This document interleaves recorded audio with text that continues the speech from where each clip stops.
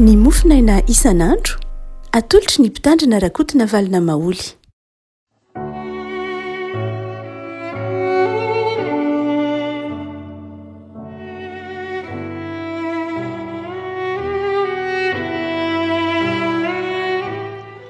Miarabantsika rehefa malalahatra tiatialaka misy faharaika amby roapolo ny volana May ity. Ny mofinaina izay voalahatra ho antsika dia boky Jeremia Mpaminany. Jeremia toko fahatelo andiny voalohany ka hatramin'ny andiny fahadimy amin'ny anaran'i Jesosy. Ary hoy Jehova: raha misy lehilahy misaobady ary efa miala raha vehivavy ka vadin'olon-kafa, moa mahazo mivelona amindray vara-lehilahy? Tsy aloto tokoa va izany tany izany? Fa ianao dia efa nitsangatsanga tamin'ny tsakaiza maro, ka moa mahazo mivelona amiko va ianao Jehova? Andrandrao amin'ny tendrombohitra mangadiady ny masonao ka jereo. Taiza no tsy nandren'olona taminao? Teny an-dalambe no niandrasanao azy, toy ny arabo any an'efitra, ary ny fitsangatsanganao sy ny faharatsianao nandotoanao ny tany. Ka dia voasakana ny orana mivantravatra, sady tsy tonga ny farahorana. Ary ny andronao dia andro ny vehivavy janga ka tsy manan-kenatra. Moa tsy hitaraina amiko koa va ianao amin'izao sisa izao hoe riraikeo? Ianao no nahazatra hatry ny fony ambora tanora, ho tezitra mandrakizay va izy? Hitahiry fahatezerana hatrany farany va izy? Indro efa niteny toy izany ianao, nefa manao izany ratsy izany ihany ka nahatanteraka izany. Ray Masino, manamasinana amin'ny fahamarinana ny teninao ny fahamarinana. Amen. Revako manoloana ny zavatra mitranga, zavatsarotra mitranga eo anivon'ny fiainana andavanandro dia mandrakariva fanazavana ara-tsaina no omeny ny olona vanim-potoana ankehitriny. Dia ataontsika hoe amin'izao fiovan'ny toetrandro izao dia misy tondra-drano, tsy haitany, horohorontany, tsunami, isan-karazany mitranga eto ambonin'ny tany. Dia mandrakariva fanazavana siantifika, fanazavana no omentsika na omentsika olombelona. Manoloana ny fahantrana, manoloana ny olam-piarahamonina dia indraindray fanazavana ekônomika na politika no omentsika. Avy aiza ny fahantrana politika, ekônomika? Indraindray dia omentsika fanazavana tsotra fotsiny izao. Tato ato izao dia manombatombana ny olona amin'ity taona 2024 sy 2025 ity hoe hiakatra kely indray ny hafanan'ny tany noho ny ilay ataontsika hoe phénomène El Nino, dia mety hisy haitany tahaka izay nitranga tany amin'ny 1770 be dia be ireo fanazavana ataontsika olombelona manoloana ny olana, ny changement climatique, ny fahantrana, ny korontana. Dia matetika fanazavana ataontsika hoe amin'ny maha olombelona saina no omentsika azy, omentsika valiteny manoloana ireny korontana ireny. Fa adinontsika fa misy ny tena antony ara-panahy. Zavatra mandrakariva ialantsika dia ny fanazavana ny antony ara-panahy. Manakolazaina betsaka mantsy ny Baiboly manoloana ny hoe fahantrana tahaka izay nitrango amin'ny bokin'ny Amoza-Paminany, ny fahantrana nitranga tany amin'ny fanjakana avaratra, ny olam-piarahamonina tany amin'ny fanjakana avaratra, ary amin'ny tony bokin'ny Jeremia tony dia ny haitany, ny tsy fampitsakafo.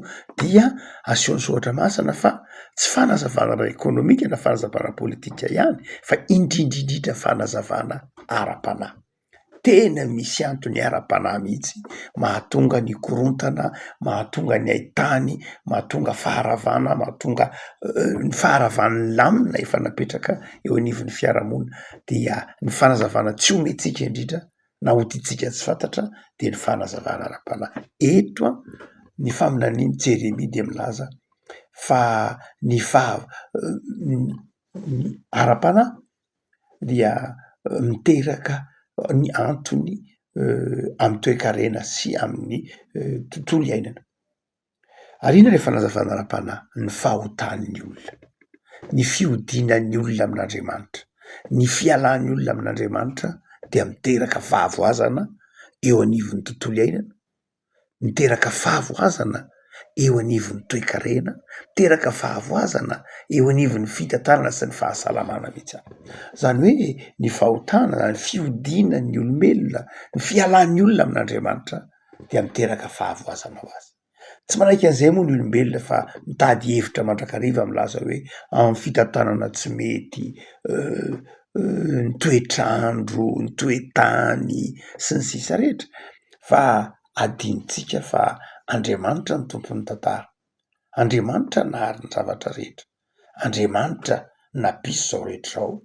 Ka rehefa miala amin'ilay Andriamanitra izay nampisy zao rehetra zao isika, de zao fahavoazana.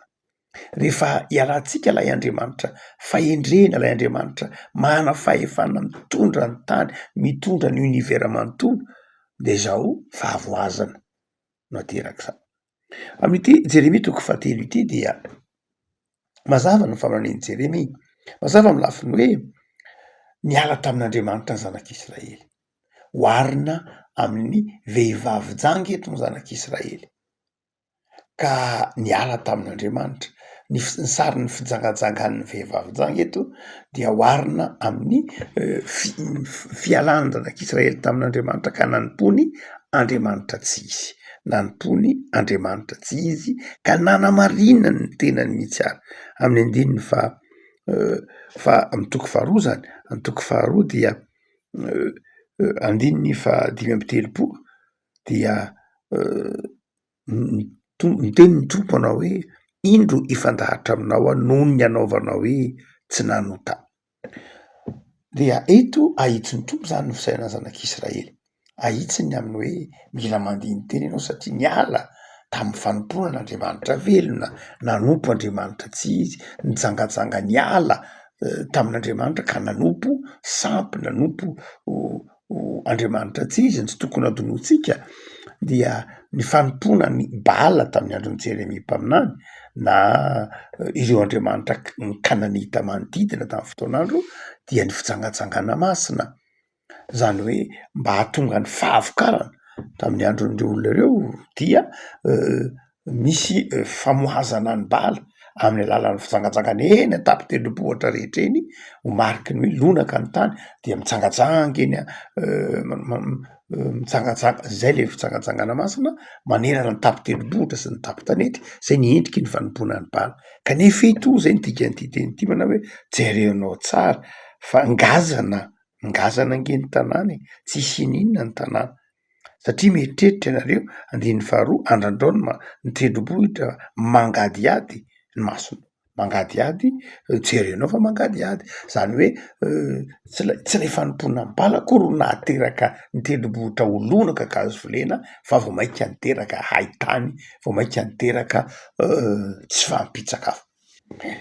Revako malala ity faminaniany Jeremia mpaminany ity zany de manaitra zavatra roa ho antsika amin'izao vanim-potoana izao. Mieritreritra isika hoe mbola mitoetra ve amin'ny famponan'Andriamanitra ny fiarahamonina misy antsika. Tiany Jeremia mpaminany tsika eritreritra fa ny antony fahavoazana maro mitranga eto ambany masoandro de satria niala tamin'ny fanomponan'Andriamanitra fa manompo sampy ny olona, manompo Andriamanitra tsy izy, manompo Andriamanitra tsy azo anteherana, ary de manjary simba ny tany, simba ny zavaboarin'Andriamanitra, simba ny olombelona, simba ny fifandraisana. Ny fialan'ny olona amin'Andriamanitra, ny fialan'ny olona amin'ny fanomponan'Andriamanitra, ny faneken'ny olona anaraka Andriamanitra tsy izy dia niteraka fahavoazana eo anivon'ny tany amamonina. Entitra ny didin'Andriamanitra ao amin'ny didy 10 manao hoe aza manan'Andriamanitra hafa fa izao ihany, aza manao sarin-javatra voasokitra.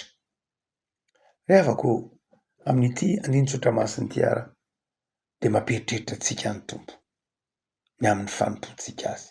Move mahatoky isika, move mahatoky isika amin'ny fanompontsika an'Andriamanitra, move tsy nivadika tamin'Andriamanitra isika tamin'ny fanompontsika an'Andriamanitra, move nitoetra tamin'ny fahatokinan'Andriamanitra isika ka ny enitsika tamin'ny fanomponan'Andriamanitra de eny mandrakizay. Raha ohatra ka mijery isika ry havako malala tato ato ao anatin'ny tambajotra amin'ny sehatra maro samihafa de zary toa mifo indray ny fanompo-tsampy maneran-tany amin'ny sehatra na eto Madagasikara de tazanao zany, tazana nandray lasa ohatran'ny zavatra tsy mahamenatra intsony ny fanompo-tsampy, lasa zavatra tsy mahamenatra ny fanompon'Andriamanitra atsika. Ndraindray dia misy mihitsy manao hoe razam-bazaha ange Jesoa raha tsy razam-bazaha izy fa andehitsika hanompo ny razan'ny malagasy. Tsy misy mihitsy ao anatin'ny baiboly milaza fa razam-bazaha Jesoa. Afaka malala miafina ao ambadiky ny fanazavana ara-tsaina maro samihafa ny fanompo-tsampy. Ary dia oharin'ny Jeremia mpaminany amin'ny vehivavy janga zay mahafoy ny vadiny ny zanak'Israely amin'ity andininy masina ity. Ary dia atao miarany zanak'Israely hametram-panontaniana. Hametram-panontaniana amin'ny hoe inona ny dikan'izao izao favoazana eto ambonin'ny tany zao, inona ny dikan'izao korontana eto ambonin'ny tany zao, inona ny dikan'izao ady firenena mamely firenena, inona ny dikan'izao tebiteby tsy mitranga, tsy fandriampahalemana eran-tany, valanaretina mitranga eran-tany, korontana ny zavaboary, inona ny dikan'izao rehetra zao. Ny valiny teny baiboly manana valiny mazava. Tsy hoe eo ny ekonomia, eo ny toe-karena, tsy eo ny kajy isan-karazany, fa ny valiny de zao satria niala tamin'Andriamanitra izao tontolo zao. Manompo Andriamanitra tsy izy izao tontolo zao. Miala amin'ny fitiavana an'Andriamanitra, miala amin'ny fahatokinan'Andriamanitra, miala amin'ny didin'Andriamanitra izao tontolo zao. Afaka ny vahaolana zany de zao. Zay ny lafin-jaratra faharoa aseho an'i Jeremia eto, miverina amin'Andriamanitra. Marina hoy ny bokin'i Jeremia mpaminany eto manao hoe raha misy lehilahy misoabady ary efa niala raha vehivavy manambady olon-kafa mahazo miverina amin'indray vera lehilahy valiny tsia. Fa eto kosa nefa dia manao antso av'Andriamanitra miteny manao hoe ho tezitra mandrakizay va Jehova, hitahiry fahatezerany hatramin'ny farany va izy. Asehon'i Jeremia fa famindrampo Andriamanitra. Ka tsy mahazo manana loatra zany famindrampon'Andriamanitra izany izao tontolo zao, fa tokony hiverina amin'Andriamanitra, miala amin'ny lalan-dratsy, miala amin'ny fanompo-tsampy, miala amin'ny fanaran'Andriamanitra tsy izy, miala amin'ny fanaovana ny tany ny kibo. Afaka akatoko ny Pentekosta tsika, afaka andro vitsivitsy ny Pentekosta, fotoana zay atsiarovan'ny fiangonana, atsiarovantsika fa Andriamanitra de naniraka ny fanahiny ho ety ambonin'ny tany, ary ny fanahan'Andriamanitra zay mitoetra de mampahatsiaro antsika fa mpanota isika ka mila miverina amin'Andriamanitra. Ny fanahy masin'Andriamanitra de fanahy miasa ao anatintsika, fanahy velona ao anatintsika. Andriamanitra mitoetra atao anatintsika ka mitaona antsika hiverina sy hibebaka amin'Andriamanitra. Araka ny antso avy nataon'ny mpaminany manao hoe raha miverina amiko ianareo ho Jehova dia ho sitrana, fa raha ny oloko izay nantsonina amin'ny anarako no avy enetry tena ka hivavaka dia hanasitrana ny taniny aho. Hitantsika ao amin'ny bokin'ny tantara. Zany hoe Andriamanitra raha miverina aminy ny fiarahamonina, raha miverina aminy izao tontolo zao de zao mampana-tena fahasitranana ho an'izao tontolo zao Andriamanitra. Sitrana izao tontolo zao raha miverina ao amin'Andriamanitra, sitrana ao anatin'ny tsy fandriampahalemana, sitrana ity fitiavan-tena ity, sitrana ity korontana maneran-tany ity, sitrana ity ady zay loza mitatao eto ambonin'ny tany ity. Manao antso avy zany Jeremia mpaminany eto hoe miverina amin'Andriamanitra, miverina amin'Andriamanitra. Ary rehefa miverina de tsy manao tahaka ny zanak'Israely miverina kanefa mbola manao ihany, fa miverina ary mahatoky an'Andriamanitra amin'ny fiainana manontolo. Afaka amin'ity alakamisy ty ara 4 mafonja izao 4 Jeremia mpaminany zao. Hitan'Andriamanitra, tsapan'Andriamanitra ny fiodinantsika niala taminy, Ary ny faharoa, manao antsoav'Andriamanitra, miverena amin'Andriamanitra fa hasitrana izy, miverena amin'Andriamanitra fa mamonjy izy, miverena amin'Andriamanitra fa mamindra fo izy. Araka ny hafany trany ao amin'ny bokin'ny Jeremia mpaminany, Jeremia 1:30 manao hoe fitiavana mandrakizay nitiavako anao, izany naparitako famitrampo anao. Mamindra fo Andriamanitra, miandry ny fiverenana zao tontolo zao. Ary ny andrasan'Andriamanitra tsy hoe ny mpivavaka, ny tsy mpivavaka akory, fa ny zanak'Andriamanitra no andrasan'Andriamanitra hiverina amin'Andriamanitra.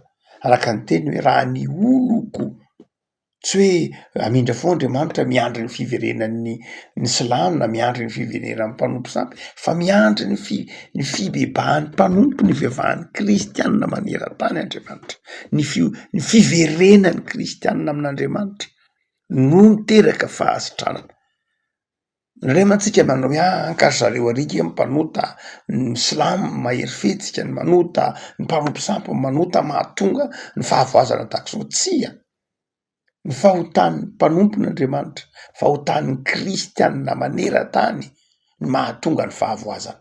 Zay mahatonga ny bokin'ny tantara manao hoe raha ny oloko, zany hoe ny efa mpanompon'Andriamanitra, ny taomin'Andriamanitra hiverina ao aminy. Ny fiangonana io zany, ny fiangonana ito amin'Andriamanitra hiverina ao amin'Andriamanitra, ny fiangonana ito amin'Andriamanitra hibebaka io. Fa raha miverina amin'Andriamanitra ny fiangonana, miverina amin'Andriamanitra ny mpanompon'Andriamanitra, zay ifahan'Andriamanitra raha teo, de zao manasitrana Andriamanitra. Tika zany trevako malala, tsy zavatra impossible, tsy zavatra tsy azo sotranina akory ny aretina mitrangy eto ambonin'ny tany, ny olam-piaramonina mikorotana maro samihafa, fa tena azo sotranina. Ary izy rehefa nasitranana eo amin'Andriamanitra, ny fibebahan'ny olona, fiverenan'ny mpino amin'Andriamanitra, mahatonga n'Andriamanitra manasitrana antsika. Ny fanahy masin'Andriamanitra ny ampahirantsika trevako malala, ahatsiarovantsika ny famelan-keloka-panantenan'Andriamanitra antsika amin'ny alalan'i Jesosy zanany. Ivavaka sika tompo am'soranao zay nohony amin'ny soratra masina zay manantitrantitra aty an-tsainay, aty am-ponay fa famindrampo ianao, to aminao zay andiny tena, to aminao hiato mba hamantatra ny fanajanay ny teninao, ny sitraponao, mandinika ny tenanay manoloana ny fanarananao. Saotra tompo af'Andriamanitra tsara ianao, manaitra anay, dia ny fanahinao masina tompo hitonanay hiverina ao aminao ary andehananay amin'ny lalam-baovao. Da io tompo ny tontolo andronay amin'ity alakamisy ity, ho tontolo andro oveno fifaliana tsereo marary, tsereo manana olana, tsereo manana ady am-panahy, ampahiresy tompo. Ary atsereo ny tanindrazanay tao mihiverina aminao mba ho sitrana. Jereo ny tokantrano tsirairay tao miverina aminao mba ho sitrana. Jereo izao tontolo zao zay anjakan'ny tsy fandriampahalemana, anjakan'ny korontana maro isan-karazany, tao miverina aminao mba ho sitrana. Dia ny fiainana tsirairay avy tompo, taovy mitoetra aminao mba ho sitrana izahay hitoeran'ny fiadanana sy ny fifaliana. Saotra Jesoa. Amen.